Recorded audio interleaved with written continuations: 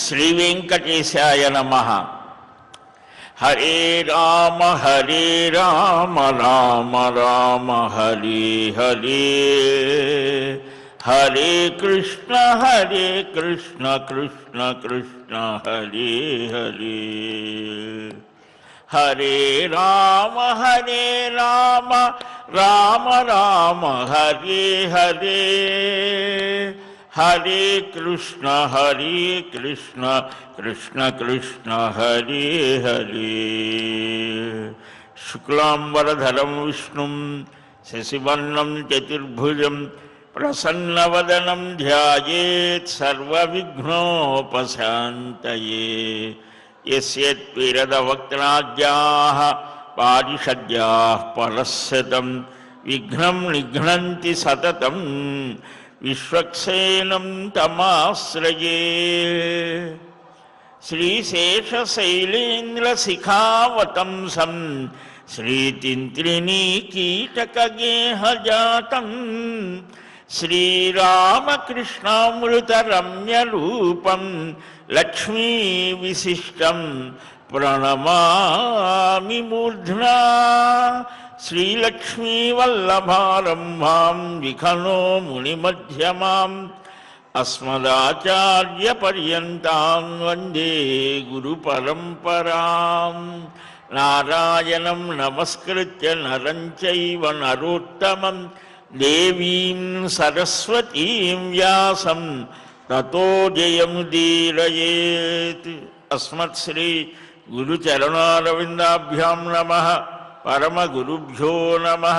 సర్వగురుభ్యో నమః.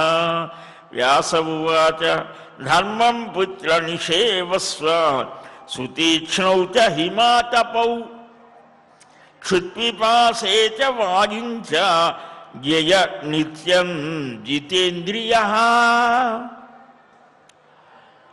పరమ పావనమైనటువంటి వెంకటాచల క్షేత్రంలో మనుష్యుల్ని పవిత్రం చేసేటువంటి యజ్ఞము, దానము, తపస్సు. ఈ యజ్ఞదాన తపస్సులలో యజ్ఞం అంటే త్యాగం. ఆ త్యాగభావాన్ని వికసింపచేసేటువంటిది. ఆ యజ్ఞ భావాన్ని తీసుకొని భగవద్గీతలో ద్రవ్య యజ్ఞములు, జ్ఞాన అనేకమైనటువంటివి చెబుతూ ఈ జ్ఞాన యజ్ఞాన్ని విశేషంగా చెప్పారు. అంతేకాకుండా దానం, జ్ఞానదానం విశేషమైనటువంటి. లోకంలో సహజంగా అన్నదానం, వస్త్రదానం, జలదానం ఈ వసంత ఋతువు, గ్రీష్మ ఋతువులలో ఎక్కువగా ఈ జలదానం ప్రపా అని అన్నారు. చలివేంద్రములు పెట్టడం ఇలాంటివి. వీటన్నిటిలో కల్లా జ్ఞానం అది మరలా మనుష్యుడిని జన్మకు కారణమైనటువంటి అవిద్యను, అహంకారాన్ని, అజ్ఞానాన్ని తొలగిస్తోంది. కాబట్టి జ్ఞానదానం చాలా విశేషంగా కూడా చెప్పాడు. అందుకనే విద్య అనేటువంటిది విద్యాద విద్యయొసగు వినయంబు అని. అలాంటి జ్ఞానాన్ని మనకు మహర్ష్యాదులు అందించారు. వ్యాస మహర్షి ఈ సమస్తమైనటువంటి మానవ జాతిని ఉద్దేశించే వేదాలను విభాగం చేశారు. ఆ వేద సారాన్ని అందించడం కోసం కొంచెం బాగా బుద్ధి వికాసం కలిగినటువంటి వారికి ఉపనిషద్ విజ్ఞానం, వివేకం కలగడం కోసం బ్రహ్మసూత్రాలు రాశారు. అష్టాదశ పురాణ వాగ్మయం ఆ సారాన్నే చెప్పాడు. మహాభారతం 18 పురాణాల అనంతరం శ్రీమద్భాగవతాన్ని అనుగ్రహించారు. వీటన్నిటిలో వేదంలో ఏం చెప్పబడింది అనేటువంటిది సామాన్యుడికి కూడా అర్థం కావాలి. ఇది ఆయన లక్ష్యం. అందరూ వేదాధ్యయనం చేయలేరు. ఆ అంగములు శిక్ష, వ్యాకరణ, ఛందో, నిరుక్త, జ్యోతిష, కల్పసూత్రములను అలాగే ఇవన్నీ అధ్యయనం చేయడం అందరికీ అయ్యేది కాదు కదా. అందుకని కథా ప్రక్రియలో మహర్షాదులు మనకు వారి వారి సంభాషణలలో అనేక విషయాలని మనకు స్పష్టీకరించారు. ప్రధానం అది మనం గ్రహించాలి. పర అపర విద్యలు అని ఇలాగ చాలా అన్నిటికంటే కూడా ఆత్మవిద్య, అధ్యాత్మ విద్యానాం ఆత్మానం అధికృత్య, ఆత్మని ప్రధానంగా చేసుకొని ఏ స్థితి అయితే ఉన్నదో దాన్ని వివరించడానికి అధ్యాత్మ విద్య అనేటువంటిది మన స్వస్వరూపాన్ని గ్రహించడానికి, పరమాత్మ యొక్క స్వరూపం గ్రహించడానికి, స్వస్వరూపం, పరస్వరూపం, ఇలాగ 5 విషయాలు. ఈ ప్రకృతి యొక్క స్థితి మనకు ఆటంకాన్ని కలిగించేదేది, ఫలాన్ని ఇచ్చేదేది, ఇలాగా వాటిని తెలుసుకోవాలి అని. నారద మహర్షి నిన్న చెప్పుకున్నాం, సంగీతంలో గొప్పవాడు, వేదాధ్యయనంలో చాలా గొప్పవాడు. ఆ వేద స్వర స్థితిని చక్కగా అనుగ్రహించేటువంటి, తెలిపేటువంటి నారద శిక్షాశాస్త్రం అనేది ఉన్నదని కూడా చెప్పారు. నారద పురాణం ఉన్నది. ఇలాగా అనేకమైనటువంటి విశేషాలతో కూడినటువంటి ఆ నారద మహర్షి సనందన మహర్షి ద్వారా సుఖ మహర్షి చరిత్రని చెప్పమని అడుగుతాడు. వారి వంశం ఎంత గొప్పది.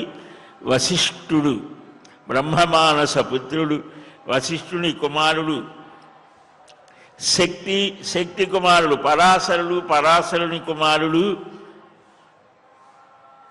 వ్యాసుల వారు, వ్యాస కుమారుడు సుఖయోగి. వ్యాసం వశిష్ఠ నప్తారం శక్తే పౌత్రమకల్మషం పరాశరాత్మజం వందే సుఖదాతం తపోనిధిం అని మనం స్మరించాలి ప్రతిరోజు కూడా. ఆ మహానుభావులు వారి వల్లనే ఆ పరాశర మహర్షి విష్ణు పురాణాన్ని అనుగ్రహించారు.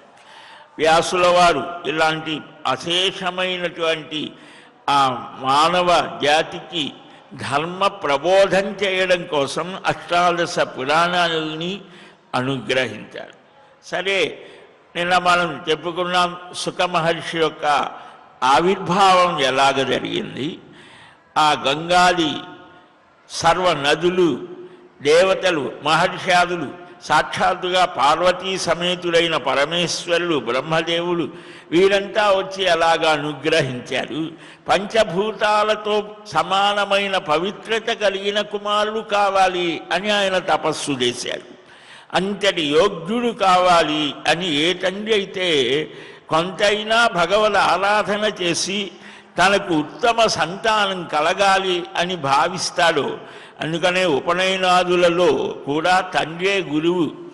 ఆ తండ్రి కనీసం 10 లక్షలైనా గాయత్రి జపం చేసి ఉపదేశించాలి అని పెద్దలు చెబుతారు. కనుక ఏది చేయాలన్నా కొంత మనకు ఒక యోగ్యత మనం సంపాదించుకోవాలి అనేటువంటిది మనకు సంప్రదాయంలో ఉన్నది. ఈ తండ్రి సర్వ వేదాధ్యయన సంపన్నుడై సామాన్య మానవుడిలాగానే ఉన్నాడు, కానీ అసామాన్యమైనటువంటి జ్ఞానాన్ని ఆర్జించాడు. ఏ విధమైన భయం లేకుండా సంచరించే సాంగ వేదాధ్యయనం చేసినటువంటి ఆ సుఖయోగిని చూసి ఉపదేశం చేశాడు. ఏమని? నిరంతరం ధర్మాన్ని ఆచరించు, ఇంద్రియాలను జయించి బాగా తీవ్రమైనటువంటి చలి, బాగా ఎండ, ఆకలి, దప్పిక వీటిని సహించు, ప్రాణవాయువుని జయించు. ప్రాణాయామ ప్రక్రియలో సత్యం, ఆర్జవం, అక్రోధం, అనసూయాం, నమం, తపః, అహింసాంచ ఆనుశంస్యంచ విధివత్ పరిపాలయ.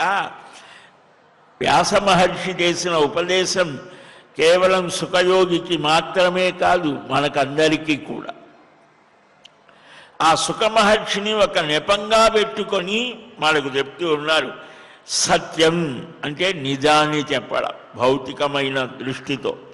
త్రికాలాబాధ్యం, సత్యం అంటే పరమాత్మ స్వరూపం అని, అంటే 3 కాలాలలో ఉండేది.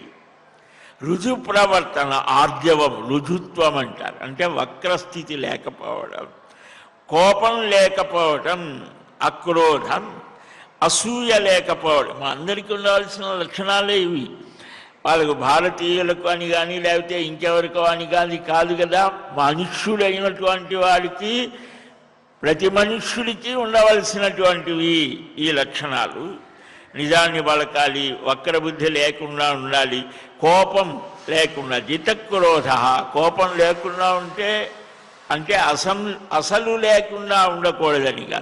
అంటే మోక్ష స్థితి అంటే ఆ మహానుభావుడు సుఖయోగి మోక్షాన్ని పొందాలి అనే ఆకాంక్షతో ఉన్నాడు కాబట్టి ముముక్షువు అయినటువంటి వారికి అసలు కోపం అనేదే ఉండకూడదు.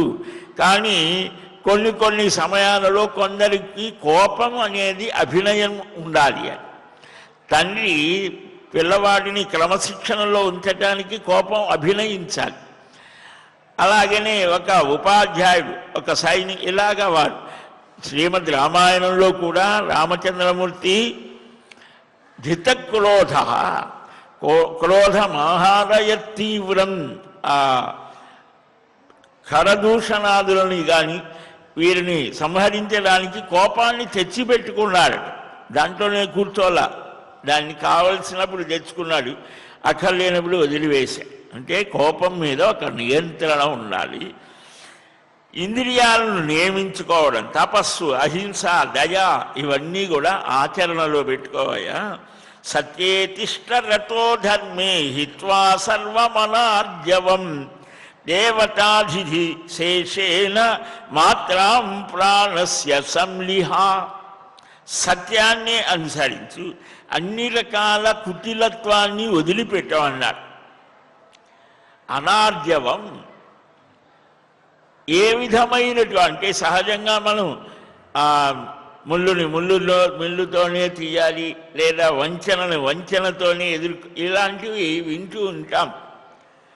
కానీ ఈయనకు అక్కరలేదు, కావలసిన వాడు ఎటు చేస్తాడు. కానీ నీకు రకరకాల కుటిలత్వం ఎవరికి అక్కర్లేదు. ఆ కౌటిల్యుడు కుటిలత్వము అంటే రాజనీతిలో ఉంటే ఉండొచ్చేమో కానీ భక్తుడికి అక్కరలేదు. ధర్మాసక్తుడివి కావలసినది దేవతలను, అతిథులను సత్కరించి, అంటే దేవపితృకార్యాభ్యాం న ప్రమదితవ్యం అని వేద శాసనానికి ఇది ఉపదేశాత్మకంగా శ్లోకపూర్వకంగా చెప్పారు. దేవతారాధన చేయాలి, భగవదారాధన, అతిథి అభ్యాగతులను సత్కరించాలి. ఆ మిగిలిన ఆహారాన్ని అది అమృతం అంటోంది. విఘసము అని మహాభారతం చెప్తోంది మనకు. అంటే దేవతారాధన చేసి భగవద్ ఆరాధన చేసిన అనంతరం అతిథులకు పెట్టి, అతిథులు ఎవరు దొరకలేదు, కనీసం ఆ కాకులకో కుక్కలకో ఏదో ఒక ప్రాణికి అంత ఆహారం సమర్పణ చేసి మిగిలిన దాన్ని తాను స్వీకరిస్తే అది అమృతము అంటారు. కేవలాఘో భవతి, అది కేవలం తన కోసమే వండుకొని తింటే అది పాపాన్ని తిన్నట్టు అని కూడా చెప్తాడు. ప్రాణరక్షణ కోసమే స్వీకరించు నాయన. ఫేన మాత్రోపమే దేహే జీవే శకునివత్ స్థితే.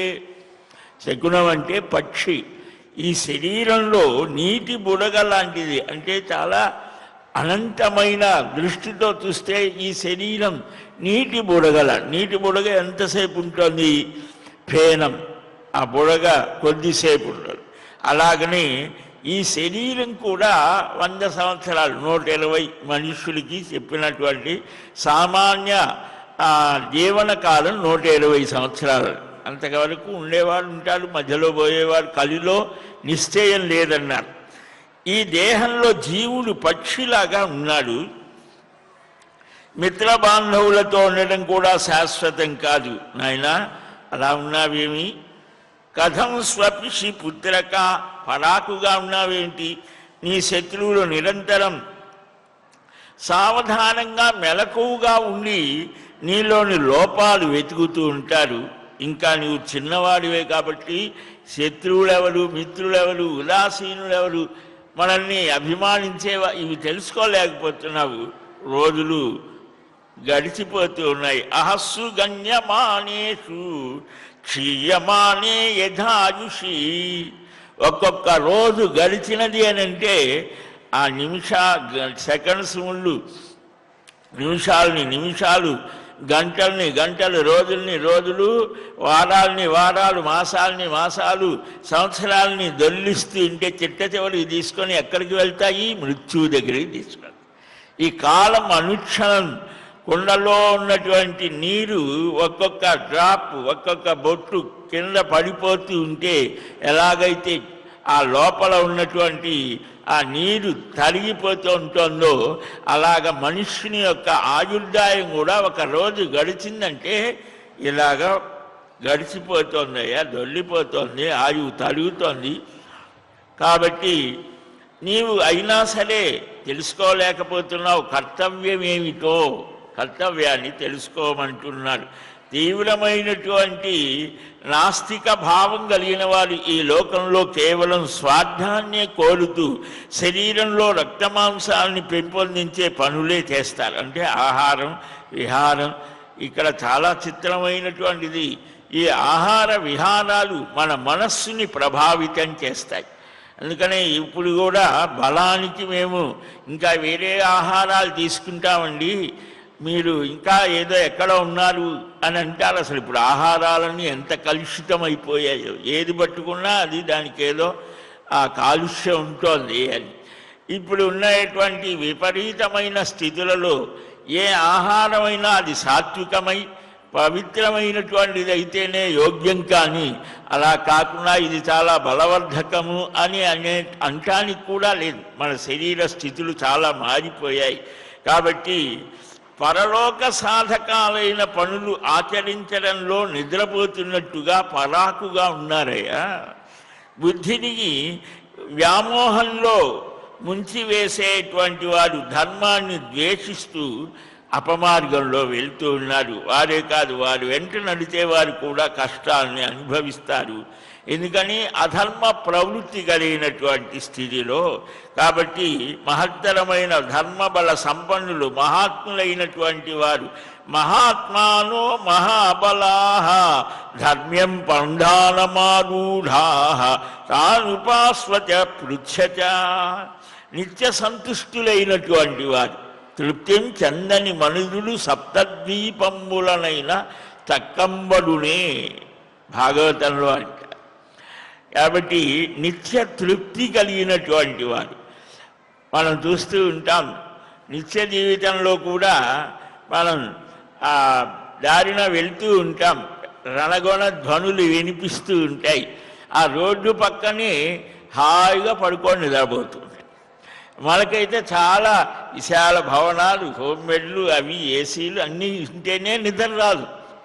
కానీ వారి పక్కనే ఆ బస్సులు అన్నీ తిరుగుతూ ఉంటాయి, రణగొణ ధ్వనులు వినిపిస్తూ ఉంటాయి. ఇవేవి సంబంధం లేనట్టు ప్రశాంతంగా పడు. కాబట్టి ఆహారానికి కానీ నిద్రకు కానీ కనీస అవసరాలు తీరటానికి కనీస స్థితి చాలు. తక్కిన సమయాన్ని చక్కగా కర్తవ్యం ఏమిటి, జీవిత లక్ష్యం ఏమిటి గ్రహించమని ఇక్కడ చెప్తూ ఉన్నారు. వారే మహాత్ములు, ధర్మబల సంపన్నులు, నిత్య సంతుష్టులు, వేద ధర్మానుష్ఠాతలై నిరంతరం ధర్మ మార్గాన్ని అనుసరించేటువంటి వారు ఈ లోకంలో ఎప్పుడూ ఉంటారయ్యా. అందుకనే కలి ఎంత ప్రబలమైనా కలిర్దోషనిధే రాజన్ అస్మిన్ అస్తి ఏకో మహాన్ గుణ కీర్తనాదేవ కృష్ణస్య ముక్త సంగ పరం వ్రజేత్ భాగవతం అంటారు. ఈ కలి అనేక దోషాలతో కూడి ఉన్నప్పటికీ కూడా దీనిలో ఒక గొప్ప గుణం ఉన్నది. అదేంటి? హరి శబ్దం. హరి, కృష్ణ, రామ, నారాయణ అనే స్మరణ చేయడం చేత ఈ కలి గొప్ప ఫలాన్ని ఇస్తుంది. ఇతర యుగాలలో అంతటి స్థితి లేదు. వాడు చాలా సాధన చేయాలి. దౌర్భాగ్యంగా ఉంటారు ఈ కలిలో ఎక్కువ శాతం కాబట్టి అని అలసులు, మందబుద్ధులు, దీర్ఘరోగులు మనకు చాలా ఇచ్చారు. అలసత్వం ఉంటుంది. ఆ రోగాలు క్రొత్త రోగాలు 40-50 ఏళ్ల క్రితం ఇన్ని రోగాలు లేవు. ఇప్పుడు కొత్త రోగాలు సృష్టిస్తున్నారని కొంత, లేకపోతే ఇంకేదో రకరకాల వైరస్లని ఇంకేవో పేర్లు పెట్టి, అంటే విజ్ఞానం ఎంత వికారం అయిపోయిందో మనం చూస్తున్నాం. కనుక అంటే సరైనటువంటి కర్తవ్యం, ధర్మబుద్ధి లేకపోతే, ఆ ధర్మం అనేది లేకపోతే మనుష్యుడు ఎంత పతనం అవుతాడో. ఒకప్పుడు పాలు, నీళ్లు, అన్నీ అమ్మటం అని అంటే వాడికి ప్రాణగండ సమస్య అయ్యేది. ఇప్పుడు అసలు అది పెద్ద సమస్యే కాదు. కనుక ఆలోచన రీతులలో మన తల్లిదండ్రులు వారికి మనకు ఎంత వ్యత్యాసం ఉన్నదో మనం గమనిస్తే తెలుస్తుంది. ఇవాళ మనకి ఎంత ఉన్నా కూడా మానసిక శాంతి లేకపోవటానికి ధర్మాచరణ లేకపోవడమే. ఇది మనం బాగా గుర్తుపెట్టుకోవాలి. కనుక వివేకంతో ధర్మద్రష్టలైనటువంటి ఆ ఉత్తములైన బుద్ధులైన ఆ పండితుల యొక్క అభిప్రాయాలను స్వీకరించి ఉత్తమమైన నీ వివేకంతో నియచ్చ పరయా బుద్ధ్యా చిత్తముత్పథగామివై, నీ వివేకంతో అపమార్గంలో వెళ్ళే నీ మనస్సుని నియంత్రించు. ఈ మనస్సుని నిగ్రహించడానికే ప్రాణాయామ ప్రక్రియ వచ్చింది. నీ మనస్సే నీకు శత్రువు. సరైన రీతిలో ఉపయోగిస్తే అదే మిత్రుడు. ఆత్మైవ రిపురాత్మనః గీతలో చెప్పాడు, యోగ దర్శనంలో చెప్తారు. ఆయన పతంజలి మహర్షి చాలా గొప్పవాడు, బుద్ధుడి కంటే పైవాడు అన్నిటిలో కూడా. ఆయన కూడా యోగ దర్శనంలో పతంజలి యోగ దర్శనంలో ఈ మనస్సుకి ఏ విక్షేప ఆవరణ శక్తులు ఎలాగా ఉంటాయి, ఆ మనస్సుని క్షిప్తం, మూఢం, స్తబ్ధం చేసి మనుష్యుల్ని ఎలాగ చేస్తోంది మనకిచ్చారు. గ్రంథాలు అధ్యయనం చేస్తే తెలుస్తారు. కాబట్టి అపమార్గంలో వెళ్ళేటువంటి దాన్ని నియంత్రించు. ఆద్యకాలికజా బుద్ధ్యా దూరేస్వ ఇది నిర్భయా. వ్యాసమహర్షి సుఖయోగికి ఉపదేశిస్తూ ఉన్నాడు. తండ్రి ఎప్పుడు కూడా కుమారుడికి మంచి చెప్పాలి. వాడు ఎలాగ వింటాడు, ఎలాగ ఆచరిస్తాడు అనేది తర్వాత విషయం. కానీ ఎప్పుడూ కూడా మంచినే బోధిస్తూ ఉండాలి అని చెప్తోంది వేదం మనకు. కనుక ఈ ఆద్యకాలికయా బుద్ధ్య వర్తమాన కాలంలో కలిగే సుఖం మీదనే దృష్టి ఉంచి తర్వాత జరిగే పరిణామాలను చాలా దూరంగా ఉన్నాయని భావించి నిర్భయులై అనేక రకాలైన భక్ష్యాలను ఆ పదార్థాలను తింటూ వివేకహీనులైన వారు ఈ కర్మభూమి యొక్క మహత్వాన్ని గుర్తించలేకపోతున్నారు. ఆహార శుద్ధౌ సత్వశుద్ధి, సత్వశుద్ధౌ ధ్రువాన్ స్మృతి, ఛాందోగ్యం చెప్తారు. ఆహార ఆ స్థితిలో చాలా చెప్పారు. ఆదివారం తినకూడదు అవి ఇవి అని అంటే తర్వాత వారాల్లో నిషేధం లేదు కదా. ఒక్కొక్క రోజు ఒక్కొక్క దేవతామూర్తికి చూపించారు. అయినప్పటికీ కూడా కొన్ని సమయాలు ఎందుకని ఇన్ని నియమాలు అంటే ఎప్పుడూ సర్వదా ఈ నియమపాలన ఎప్పుడూ చేయాలి, మనుషుడు ఎప్పుడూ చేయలేడు. కాబట్టే ఏకాదశి, ఉపవాసాన్ని, పూర్ణిమ, ఈ అష్టమి, కొన్ని తిథుల్లో కొన్ని చేయాలి, ఇవి చేయకూడదు విధిని. అంటే మెల్లమెల్లగా చిన్నపిల్లవాళ్ళు ఆ పాఠశాలకు వెళ్ళమంటే అప్పటిదాకా తల్లిదండ్రుల దగ్గర ఉండి బాగా గారాభంగా ఉన్నవాడు ఒక్కసారి అక్కడ నియంత్రణ అంటే అక్కడ వాడికి ఆ ఊపిరాడినట్టుగా ఉంటుంది. అప్పుడు అందుకని వాళ్ళు ఏం చేస్తారు, అక్కడ కూడా ఏదో ఆటలాడించడం, మాటలు చెప్పడం, ఏదో చేసి ఉన్ముఖీకరణ అంటారు. అంటే మోటివేషన్. ఇదే ఇక్కడ ఇంటి దగ్గరే ఉండటం కాదు, అక్కడ పాఠశాలలో చదువుకుంటే చాలా మంచిది అనేటువంటిది వాడికి మనస్సుకు వచ్చేదాకా తల్లిదండ్రులు, గురువులు కష్టపడతారు. వాడికి మనస్సుకి వచ్చిందా ఇక వీడు అవసరంగా వాడే వెళ్తాడు. మన మనస్సు కూడా అలాంటిదే.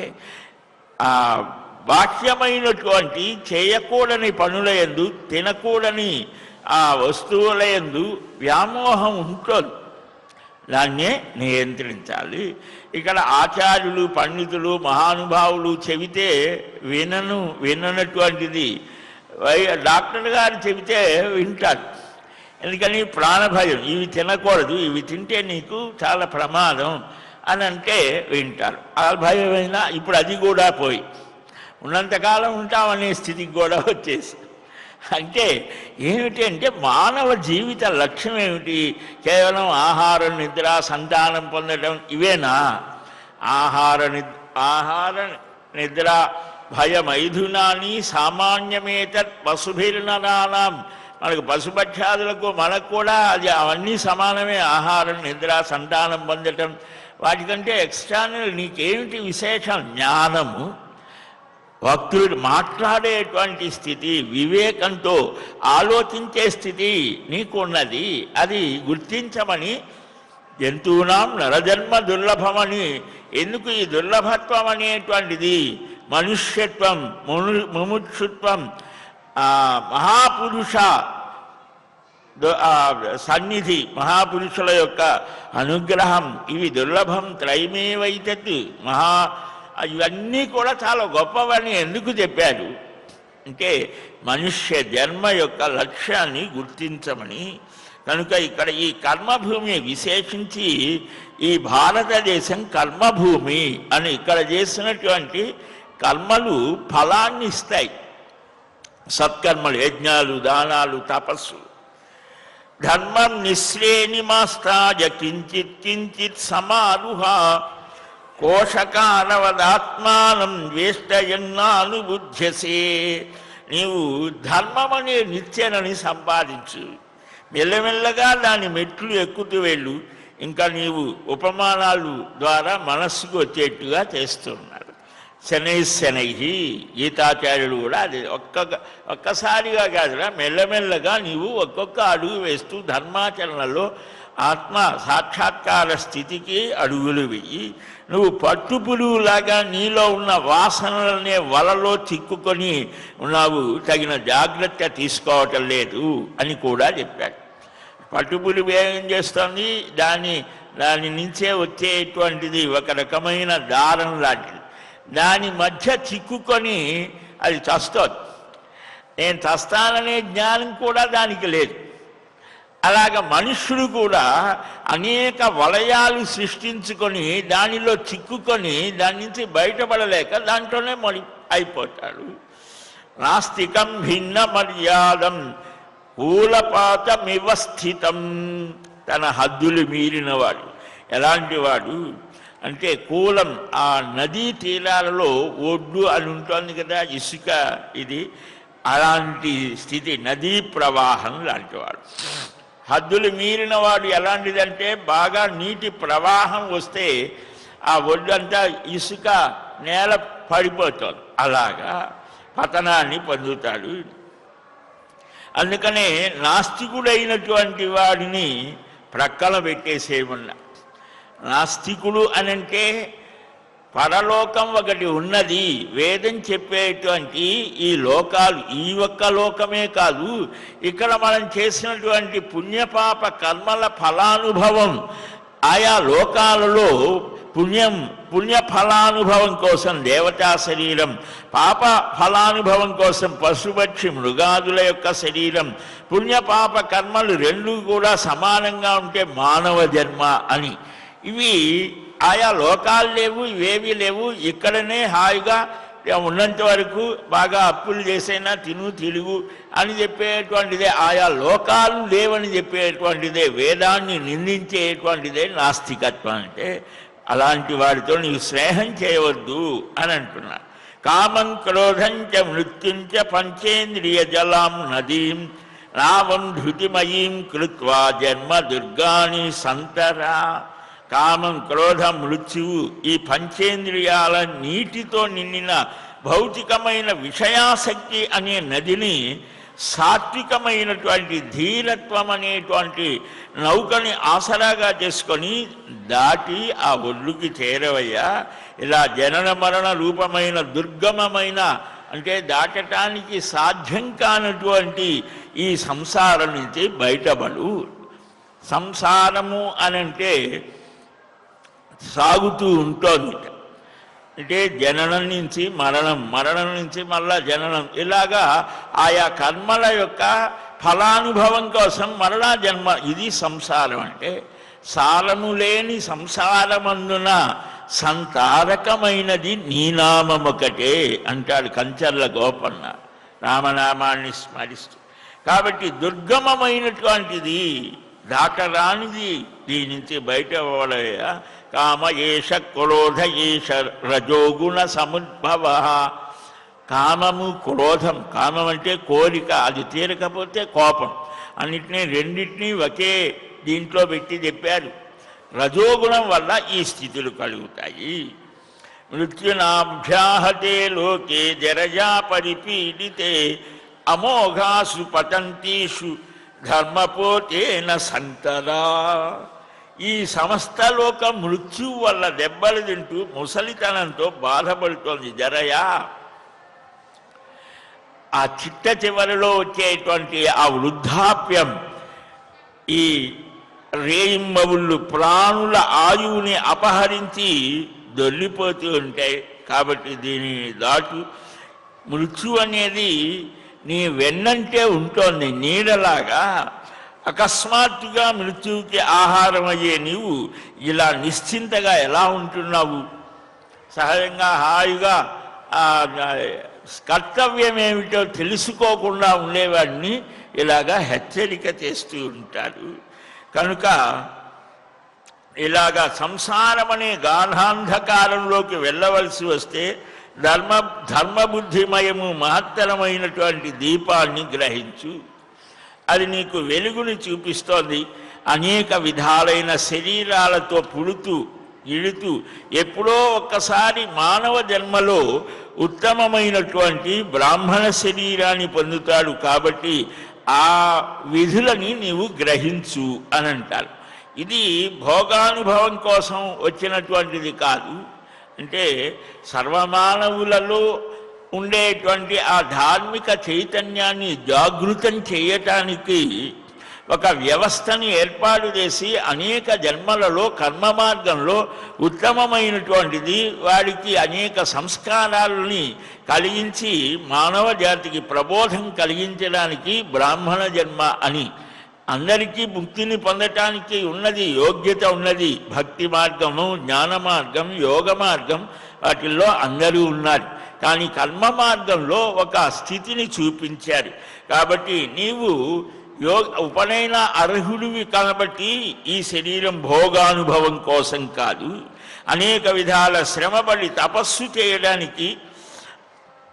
కాబట్టి నాయన అనేక జన్మలలో తపస్సు చేయడం వల్ల ఈ స్థితి కలుగుతోంది. దాన్ని లోక విషయ సుఖాలలో వ్యర్థం చేసుకోవద్దు. వేదాధ్యయనం, తపస్సు, ఇంద్రియ నిగ్రహం ఇది ప్రధానమైనటువంటిది అని.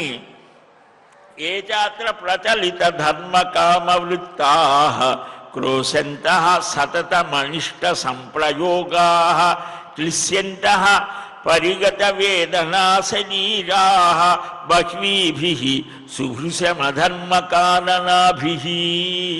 ఈ లోకంలో ధర్మాన్ని తొలగించి స్వేచ్ఛాచారంలో మునిగి ఉండి ఇతరులలోని మంచి చెడులని చెబుతూ కీలు కలిగించే చెడ్డ పనుల్లో మునిగి తేలితే వాడు అంత్యకాలంలో యాతనా శరీరం పొందుతారు.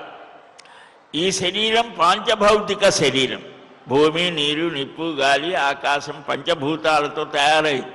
ఇది కర్మఫలానుభవం కోసం సుఖాన్ని ధర్మాచరణ వల్ల కలిగేటువంటి సుఖాన్ని పొందటానికి, పాపాచరణ వల్ల కలిగినటువంటి ఆ పాప కర్మ ఫలానుభవం దుఃఖం కాబట్టి ఆ దుఃఖాన్ని పొందటానికి ఈ శరీరం పాంచభౌతికం. కేవలం పాపానుభవం కోసం యాతనా శరీరము వస్తుంది. చాలా బాధలు పడతారు. కనుక ఇలాగా పెద్దవారి ఆజ్ఞలను అతిక్రమిస్తే వాడు హీనమైన స్థితిని పొందుతాడు అని మానవులు స్వయంభువ మనువు చెప్పిన 10 రకాల ధర్మ మర్యాదలని అతిక్రమిస్తే వాడు పాపాత్ముడవుతాడు. మనువు స్వయంభూ మనువు అన్నా ఈ మామూలుగా మనువు అన్నా కూడా ఒకటే. మానవ జాతికి ప్రప్రథమంగా మనుష్యులనేవాడు ఇలాగ నడవాలి అని ప్రపంచంలో చెప్పిన మొట్టమొదటి ధర్మ ఆచార్యుడు మనువు. ఆయన చెప్పినదే మనుస్మృతి అని. దానికి అనేక రకాలైనటువంటి మార్పులు చేర్పులు కూర్పులు చేసి చిత్ర విచిత్రంగా తయారు చేసి మనువు ధర్మానికి 10 లక్షణాలు చెప్పాడు.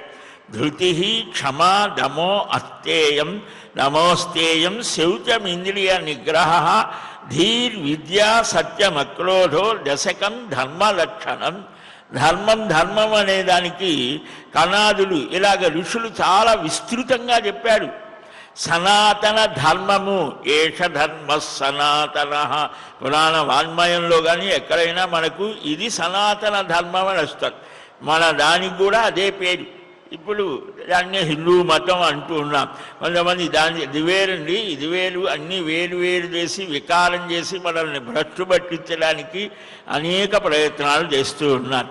కాబట్టి వేదాధారంగా ఆ ఋషులంతా దర్శించినటువంటి ఆ స్థితిని అనుసరించి మన ధర్మానికి సనాతన ధర్మం ఆర్షధర్మం ఋషుల చేత వచ్చింది కాబట్టి భారతీయ ధర్మం ఇలాగ పేర్లు ఉన్నాయి. ధృతి, క్షమ, మనోనిగ్రహం, అస్తేయం అంటే ఇతరుల వస్తువులని అపహరించకుండా ఉండటం, పవిత్రత, ఇంద్రియ నిగ్రహం, బుద్ధి, విద్య, నిజం చెప్పడం, కోపం లేకపోవటం, ఈ 10 లక్షణాలు దీనికి ధర్మము అని పేరు. బ్రహ్మ స్వయంభూ ఇది శృతే. స్వయంభువ మనువు. ఆయన శౌచం, సంతోషం, తపస్సు, స్వాధ్యాయం, ఈశ్వర ప్రణిధానం, ఈ విధంగా 5 విధిరూప ధర్మాలు అహింస, సత్యం, అస్తేయం, బ్రహ్మచర్యం, అపరిగ్రహం ఎవరి నుంచి ఉచితంగా ఏది తీసుకోకపోవడం, ఈ 5 నిషేధ రూప ధర్మాలు. మొత్తం 10 ధర్మాలు. ఇవి ఎతో అభ్యుదయ నిశ్రేయస సా ధర్మం ఉచ్యతే. కణాదుడు చెప్తాడు. కణాద వైశేషిక దర్శనం. ఇంకా 10 మంది ఉన్నారు మహర్షాదులు. పూర్వమీమాంసలో మహానుభావుడు జైమిని మహర్షి యజ్ఞయాగాదులు చేయడం ధర్మము అని అంటారు. కర్తవ్యం చేయడం, కర్తవ్య నిర్వహణ ధర్మము అని. ఇలాగ దానం చేయడం ధర్మం అని, యజ్ఞం చేయడం ఈ లోకంలో అభ్యుదయాన్ని కలిగించేది, పై లోకాలలో శ్రేయస్సుని కలిగించేది, మోక్షాన్ని కలిగించేది. దాన్ని అలాంటి స్థితికి ధర్మమని పేరు. ఇలాగా అనేక విస్తృతమైనటువంటి అర్థాలు చెప్పారు. ఆ ధర్మాచరణనే మనుష్య జాతికి విధించాడు మనువు. ఏ దేశమైనా, ఏ కాలమైనా, ఏ ప్రాంతమైనా ఈ ధర్మాల్ని ఆచరిస్తే వాడు ఉత్తమ మానవుడు అనిపించుకుంటాడు. కాబట్టి దాన్ని మనం గ్రహించి వ్యాస మహర్షి సుఖయోగికి ఏ విధంగా చెప్పాడో వాటిని తెలుసుకొని తర్వాత ఆయన ఏం చేశాడు ఆ విశేషాలని క్రమంగా గ్రహిద్దాం. శ్రీకృష్ణ గోవింద హరే మురారే హే నాథ నారాయణ వాసుదేవ గోవింద జయ జయ గోపాల జయ జయ రాధారమణ హరి గోవింద జయ జయ.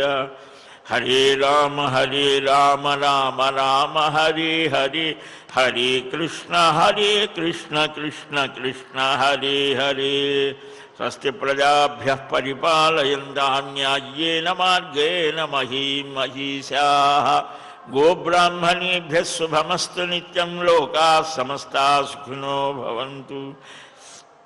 శ్రియకాంతాయ కళ్యాణ నిధయే నిధయేర్ధినాం శ్రీవేంకటనివాసాయ శ్రీనివాసాయ మంగళం. బలం విష్ణోః ప్రవర్ధతాం. సర్వం శ్రీకృష్ణార్పణమస్తు. ఏడుకొండలవాడ వెంకటరమణ గోవింద గోవింద గోవింద గోవింద.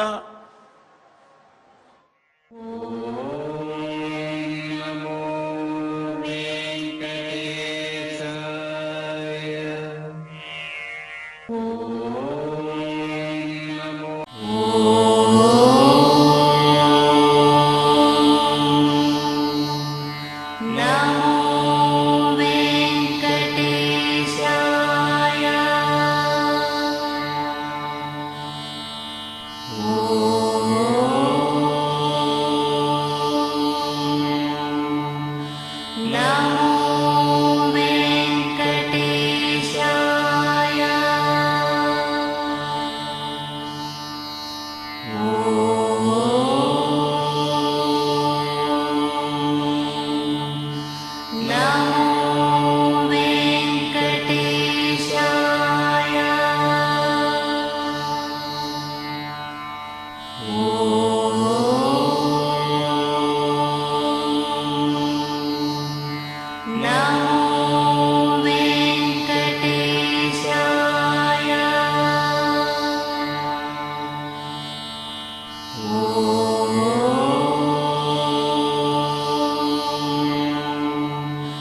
न